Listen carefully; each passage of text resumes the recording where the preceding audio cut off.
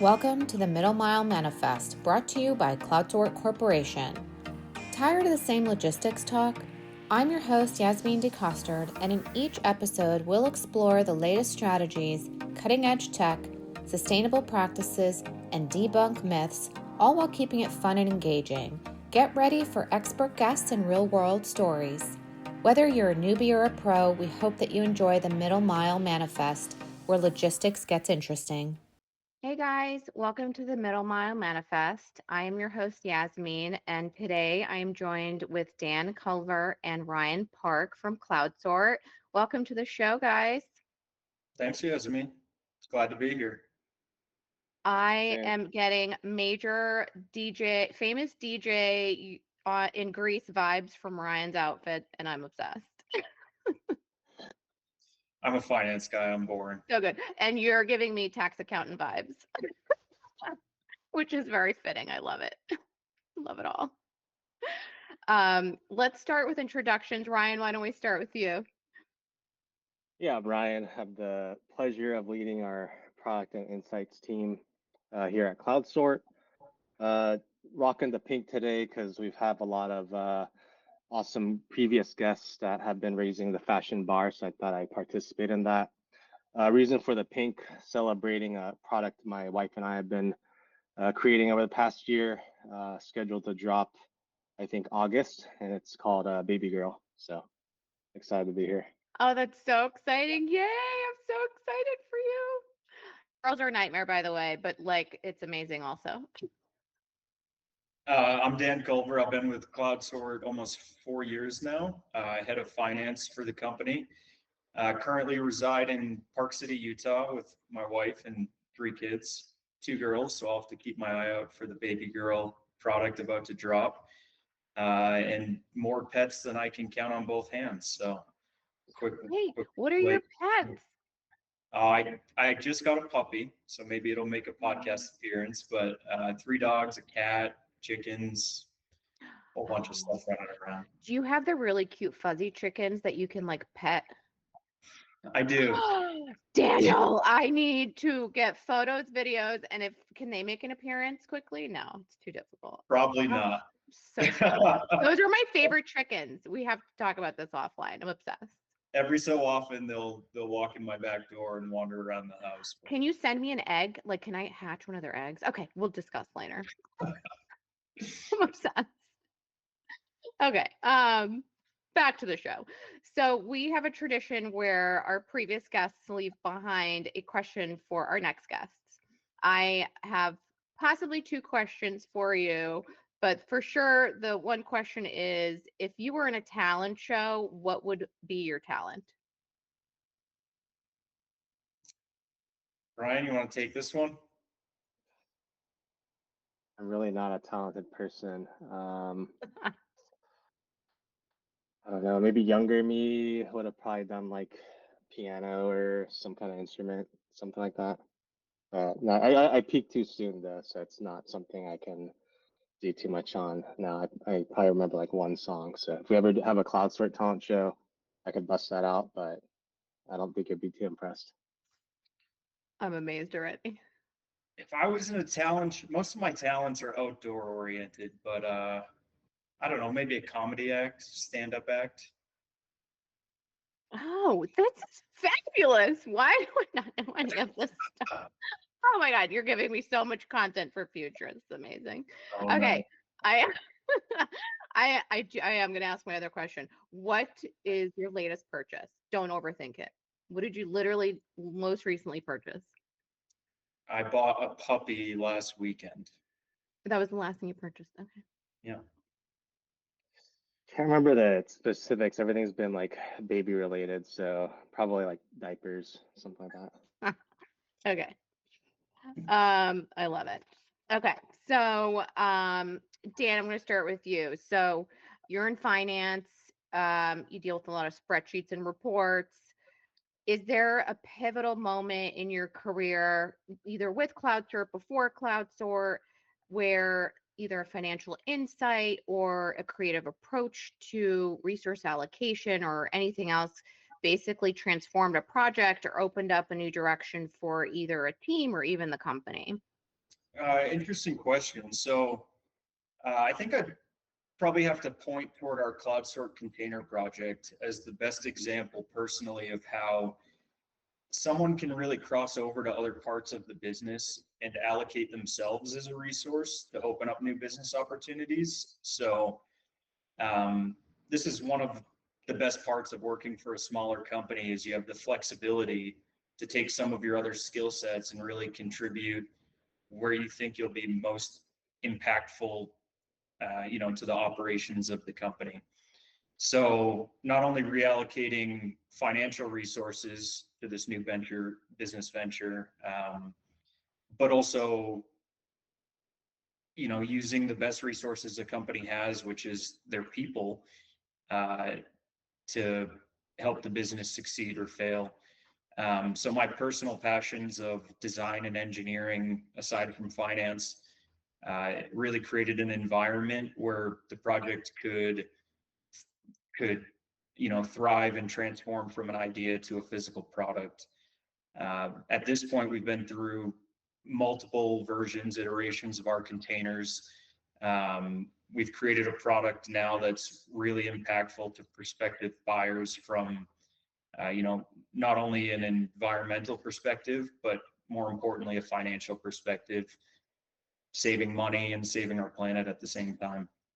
That's awesome. Yeah, it's been amazing, truly. It's been really fun to do other stuff and dig through spreadsheets and pay bills. Totally, exactly.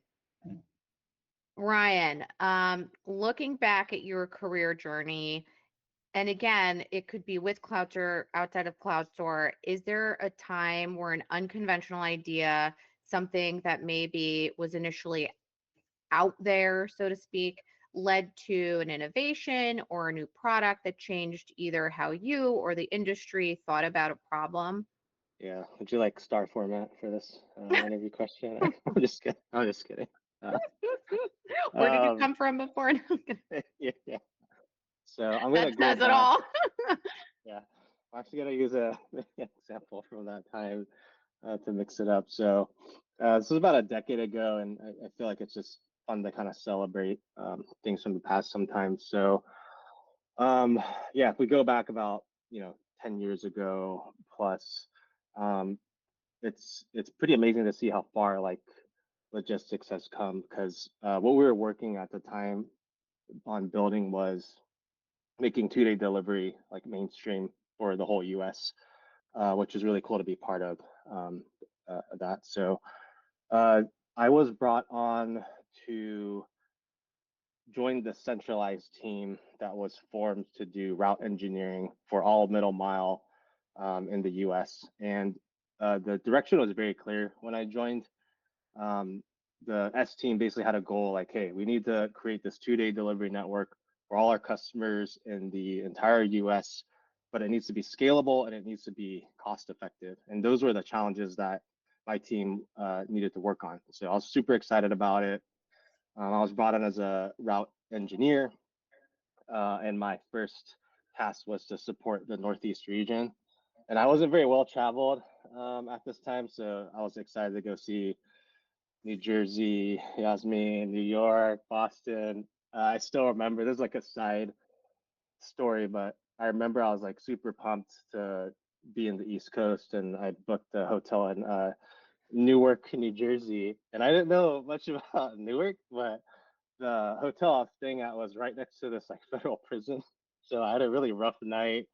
Because if you work in operations and stuff, it's usually get off at like 4 in the morning and stuff like that. So not the right place to be at 4 in the morning. So that's always been something I've had a little bit of stress about thinking about uh, your hometown. So, but going back to the main story here, one thing that was unconventional at the time was I made a request when I joined the team to be able to connect with all the sites and the operations leaders that I'd be working with instead of just going straight to the office and working on all these models. So that was a little different. So again, did a tour of all the different sites, and immediately there's a lot of excitement when I met with like the site leaders, transportation leaders, things like that.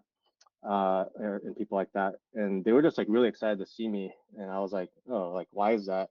And they said, hey, Ryan, like, you're the first person on the route engineering team that we've ever heard from. Usually we just get sent the route, we call it the route book, but it's the route engineering plan, and then we need to execute on it, like no questions asked. And it was very clear from the company I was working on. I'm like, hey, we got to adopt the latest technology, and you just got to use it, right, to be efficient, save money.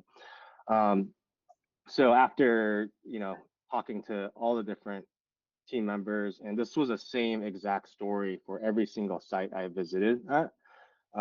They would just like share all of their pain points with me, like what's wrong with the software outputs, the models, and it was just like what I quickly realized is a classic example of taking the latest technology, using it, but then it's just like garbage in data, like garbage out output, and that's exactly what was the case because we would again have this very expensive top of the line, like at the time, right, like bleeding edge routing software that would give you, hey, here's the routes and all that stuff, but it didn't account for things like New York City having some older parts of the town that had really small lanes, um, final mile facilities that we would drop, packages off to that would not be able to take a full size tractor trailer, but could only take like a Sprinter van. So there's all these things that the model was not incorporating that needed to be adjusted in reality. So the thing I worked with the team on was like this collaborative approach to work with them to make them part of the process and also help them with the input data. And ultimately, we piloted that with my sites a little bit under the radar.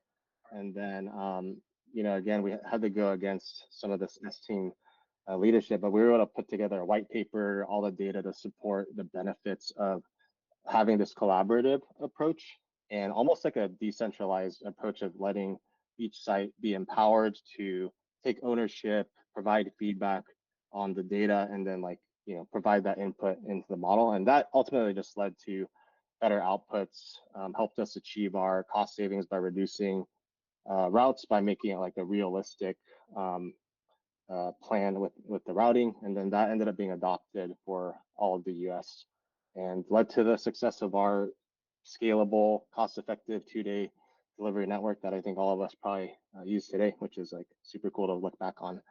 I think the durable theme here, though, like we live in a really exciting time right now, especially with Gen AI, and there's just new products launching every week, and everyone's so focused on, I don't want to get behind. I want to make sure we're using the latest and leading edge technologies. But I think what I want to put out there, especially from my examples, and this is something I do, is just make sure to always take a step back, think about who the customer is, who's using it, who the user is, and figure out like, is the technology that we're going to be integrating actually doing what we think it's going to do? And sometimes just having that conversation with someone goes a really long way, which I think can be a little bit counterintuitive because we're just so focused on using the latest technologies. So yeah, so that was an experience that I continue to think back on. That's a great example. And it just reminds me of when I used to work in ad tech specifically. And these companies would just churn out products that didn't work for the end consumer. And at that time, I was in customer support, customer services, account management. And we were always like, WTF? Like, who created this and for who? Because our clients are not happy with the product. That's a great example. Also, I mean, you survived your first stay in Newark, New Jersey, so that's like amazing. I thought you were going to say they were surprised that you lived the night when you showed up. I can say this because I'm from New Jersey, and Newark is lovely in like a very microscopic part of the area. Yeah, there was, I think they were surprised by that, but one thing that they were kind of scared about because I was this new person joining was I didn't know the geography of the Northeast very well. And one of my sites I was visiting was in Newark, and then the other one was like in kind of near, what is that town? Like Logan Township, near like ACY. So I had booked my travel and I just booked a flight to go between the two. But I guess you're supposed to drive because it's like an hour drive. So everyone at the site was just like, what the heck? Like, you're the guy who's going to be creating like their routes for us, and you're taking a flight, like a 10-minute flight from ACY to EWR versus driving. So That's that so that was good. something that's kind of funny. Yeah. You're like, I'm rolling in a helicopter. Yeah. That's so good. Oh my God, I love it. That's comical, actually. I love it. All right, so next question for both of you. Thinking about this next generation of professionals and those just starting their careers, what advice would you give them in today's world? I think the most important thing is probably being tech savvy in today's world. Like every day we're on computers, everything is electronic. All the documents are signed electronically. So being technologically savvy is probably number one, and number two is show your personality. Like we're all people, we all have our strengths and weaknesses, and we all fit into a culture and make it more encompassing, I guess. It's funny. Ryan just brought up that story about taking a flight 10 minutes when he was in charge of route planning. I remember when I first started my career, I was creating an Excel spreadsheet, and the formula I was building had, I don't know, 10 parentheses on each side of it. And I'm sitting at my desk and I'm going like this, and I'm counting the parentheses as they're building up on one side and the other. And the president of the company walks by, and I'm the accountant, and I'm sitting there counting on my fingers. And he's like, working on the finances, and So good. like we cracked a joke, and it's just, you got to bring your personality to work with you. It's funny, and it's, everybody enjoys having that diversity. So good. I'm going to tell you a secret. I still count using my fingers. It's the best way sometimes. You got built-in abacus. I'm old. It's fine.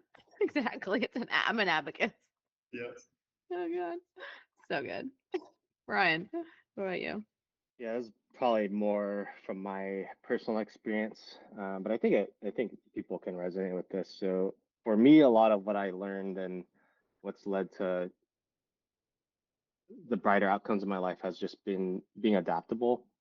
And this goes back to, when I started thinking about like what I wanted to do. So I've hit a lot of roadblocks, and I think if I was stubborn, I probably maybe would have limited either my career growth or just where I've been in life. But I just kind of learned quickly, sometimes you just got to be adaptable. So maybe it's not necessarily, figuring out what your passion is. Like sometimes your passion finds you.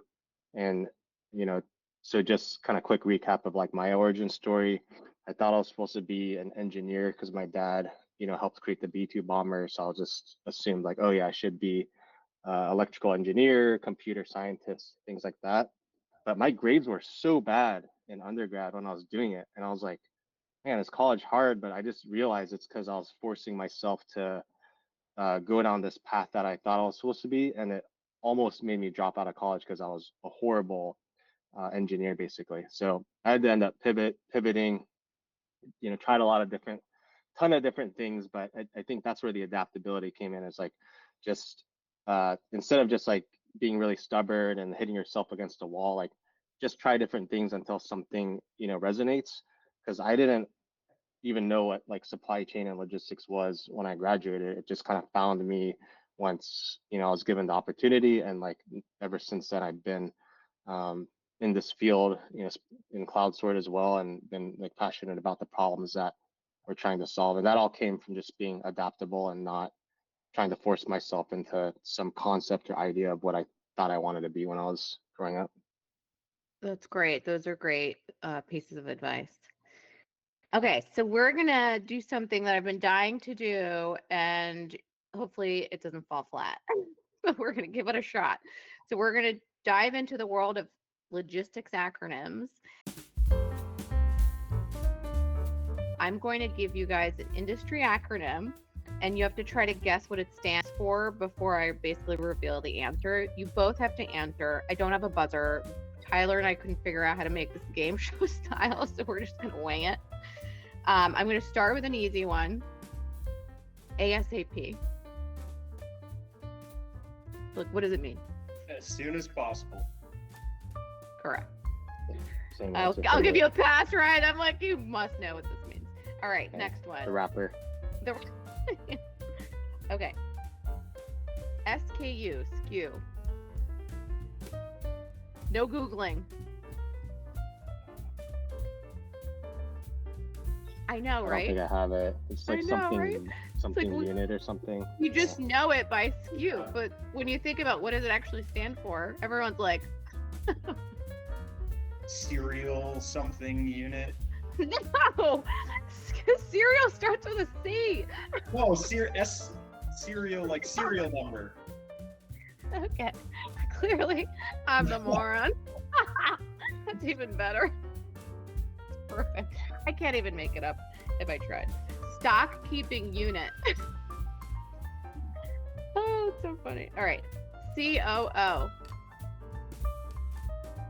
Chief Operations Officer. Yeah, I would have guessed that too. So much better than I anticipated. Certificate of origin. Oh, Yeah, that makes sense.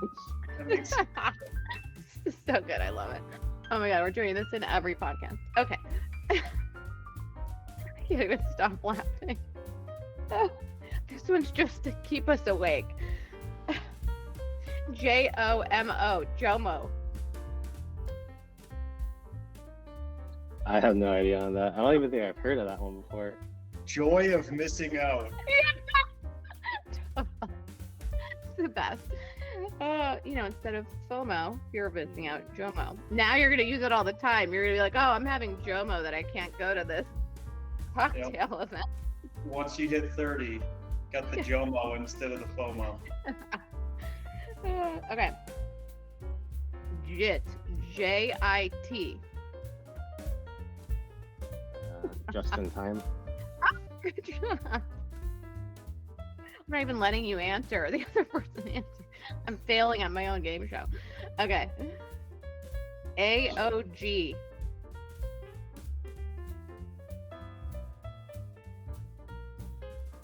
This one's tough.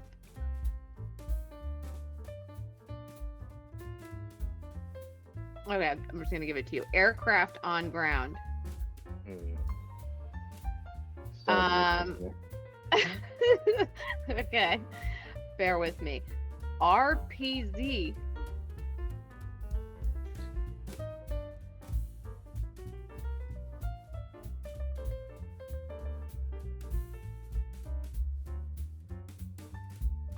Return something zip. Oh, that's a good one. Reduced pollution zone.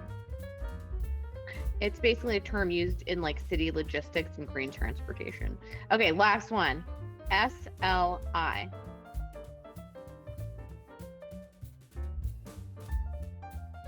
These are tough ones. I know, right? Well, this industry is like so confusing with acronyms. And I can say that because I'm not from really logistics and transportation. And I thought ad tech was bad. I'm like, holy smokes, this takes the cake. All right, this one is shipper's letter of instruction. And there's literally probably like 50 more. This is why this is so great, so funny. Okay, I love it. Yeah, So being in the logistics industry, we used to refer to them as TLAs. We used the 3-letter acronym for all other 3-letter acronyms. There's so many to remember. We're like, this is too many TLAs, guys. that's so funny. I love it. Okay, so 2 more quick questions. What are some of the trends that you're seeing as you look at the year ahead? I can jump in. So at the beginning of the year, there was a lot of uncertainty, I guess, with global trade. And I think that caused somewhat of a lull in the e-commerce sales. But looking ahead, I foresee there's going to be some level of catch up with manufacturing and delivery of goods. So as we approach the peak season for logistics, which is generally, late third and fourth quarter, I see the industry booming. However, it's very different than it was in the past. There's been a shifting focus toward more AI-driven technology, automation, and especially a primary focus on what's been coined as green logistics.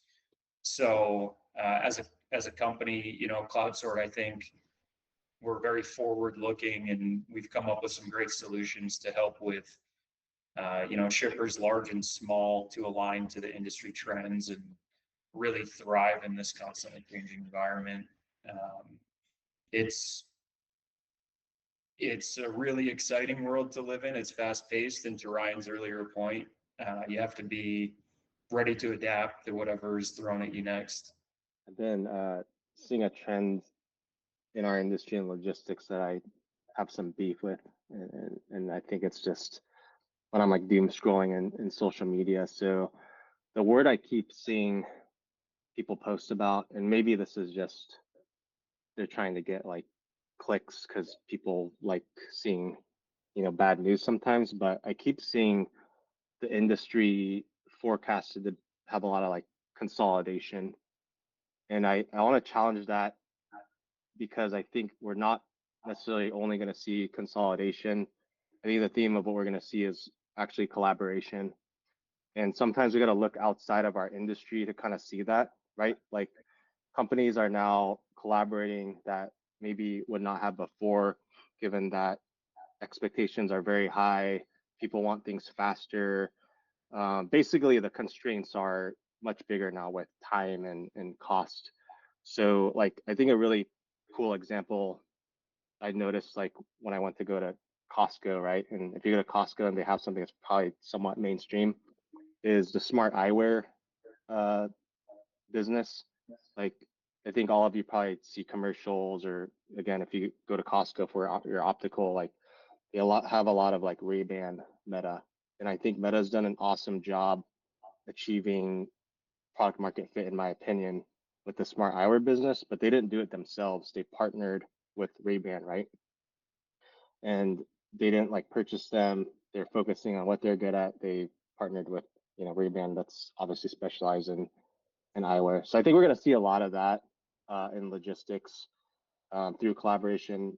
Us at CloudSort here, like we build tools to empower our users to collaborate with each other as well. So I think we're going to be a driver of that trend. So yeah, I think that's something that we're actually going to see with a lot of the companies that are going to actually be disrupting over the next year. Is they're going to be partnering with other companies and leverage their expertise as well as theirs to build cool things versus trying to do everything themselves. That's a great point, and I love your perspective on the term consolidation. Like it is about just partnership and working smarter, basically. Cool. So we started the podcast with a question that was left behind for you. So you can each give an answer. What question would you like to leave behind for one of our next guests to answer? Yeah, we had a question that wasn't necessarily logistics related, but I'd be interested to know if our next guest had a crystal ball to see 10 years into the future, what do you think the biggest change would be in the logistics industry? That's a good one. And that's actually going to be a good one. If literally the lineup for our next guest is what I want it to be, that's a great one for them.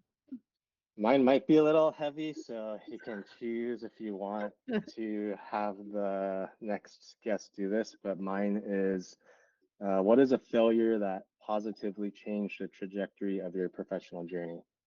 If that's too much, I can make it a little more fun, but I'd like to see that as a viewer for the next show. Yeah, that's great. I love it. Well, I really appreciate both of you taking time out of your day to join today's episode. Thank you so much. And thank you to our listeners. And I will catch everyone later. Bye. Thanks, Yasmin. Thank you for watching this episode of the Middle Mile Manifest presented by CloudSort. You can keep up with us by following our socials and subscribing to the Middle Mile Manifest on YouTube and Spotify.